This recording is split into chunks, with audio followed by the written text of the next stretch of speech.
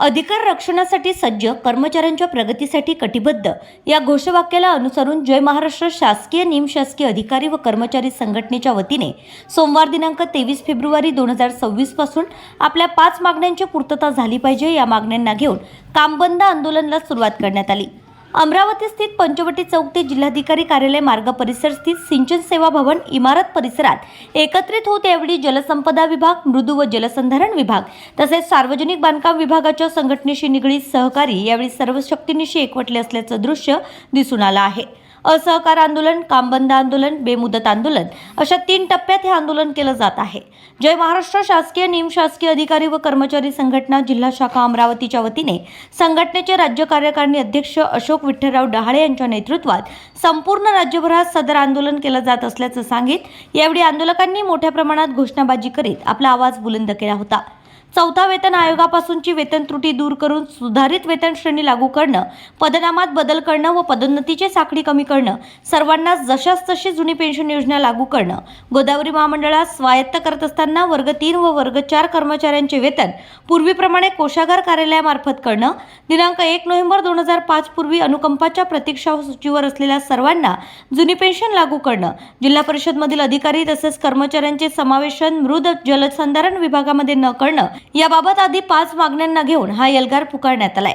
यह तो एक झाकी है, मागे पूरी होने तक लढाई बाकी है या आविर्भावात सर्व सहकाऱ्यांनी आपली वज्रमूठ अधिकाधिकपणे मजबूत करून राज्य शासन व जिल्हा प्रशासनाला आपल्या सामूहिक ऐक्याचा परिचय आंदोलकांनी करून दिल्याचं दृश्य या दरम्यान दिसून आलंय।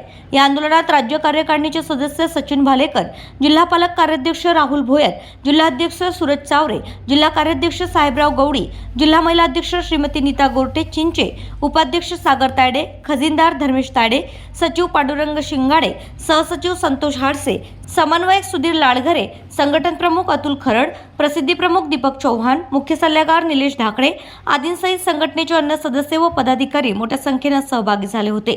महाराष्ट्र शासनाच्या अंतर्गत प्रशासनाच्या मुख्य आधारस्तंभ असलेल्या सर्व विभागातील लिपिक संवर्गाच्या 4थ्या वेतन आयोगापासून वेतन श्रेणीत असलेली तफावत दूर करून सुधारित वेतन श्रेणी लागू करण्यात यावी। यासोबतच अन्य मागण्यांची पूर्तता होईस्तव हा लढा अविरतपणे सुरू राहणार आहे अशी भूमिका स्पष्ट करीत यावेळी संघटनेचे पदाधिकारी राहुल भोयर तसेच श्रीमती नीता गोरटे चिंचे यांनी प्रतिक्रिया दिली आहे।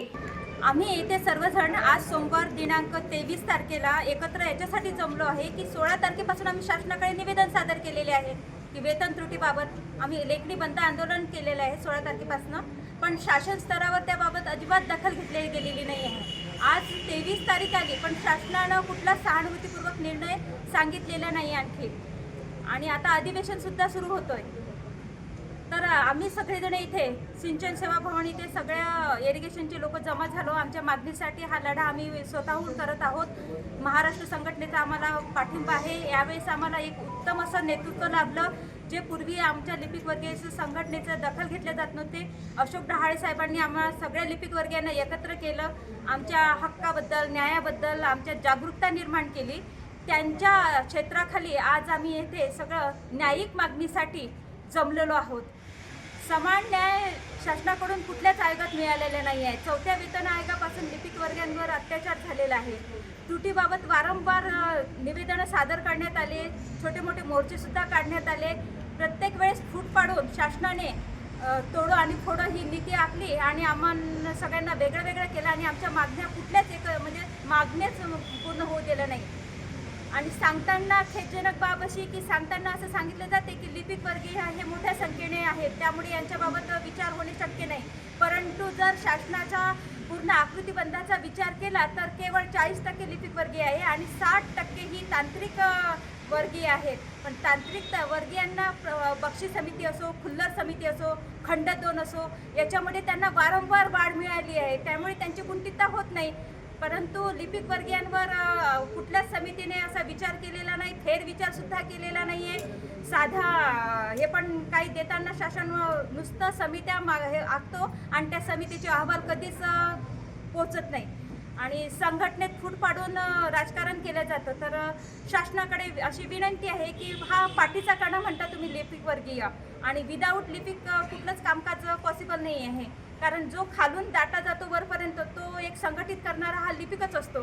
तेव्हा लिपिकाच्या वेतन श्रेणीबद्दल विचार व्हावा आणि ही वेतनातली कुंठितता दूर व्हावी अशी शासनाला एक पुनश्च विनंती आणि या असहकार आंदोलना थ्रू निवेदन पण देत आहे की आम्ही आता जागृत झालेलो आहे. आम्ही आमच्या हक्कासाठी लढणार आहोत. आम्ही या सर्वत्र एकत्र आलेलो आहे. शासनाला वारंवार निवेदन दिले आहे. या कर्मचाऱ्यांच्या वेतन त्रुटीकरिता 4थ्या वेतन आयोगापासून या कर्मचाऱ्यांवर अन्याय झालेला आहे. हा लिपिक संवर्ग 4थ्या वेतन आयोगामध्ये भंडारपाल, शिक्षक, ग्रामसेवक, महसूल तलाठी या सगळ्यांचे एकत्र होते. पण वारंवार जेव्हा केव्हा या लिपिकावर किंवा आयोगाची रचना होत असते त्यावेळेस या लिपिकाला डावलल्या जाते आणि आम्ही या वेतन त्रुटीच्या प्रश्न निकाली काढण्यासाठी वारंवार शासनाला निवेदनं दिलेली आहेत. शासनाकडे मागणी केलेली आहे. शासनाला निवेदन देताना 16 तारखेपासून ते 23 तारखेपर्यंत आम्ही असहकार आंदोलन पुकारलेला होता.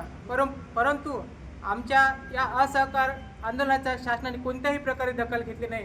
म्हणून आज आम्हाला इथं सर्वांना एकत्र येऊन शासनाच्या आज लेखणी बंद आंदोलन आम्हाला करण्यासाठी भाग पडत आहे. त्यामुळे शासनाला आम्ही अजून पुन्हा एकदा विनंती करतो की आमच्या या वेतन त्रुटीची मागणी दूर करण्यात यावी. तसेच जोपर्यंत आमची ही मागणी वेतन त्रुटीची मागणी पूर्ण होत नाही तोपर्यंत आम्ही असाच लढा देत राहू.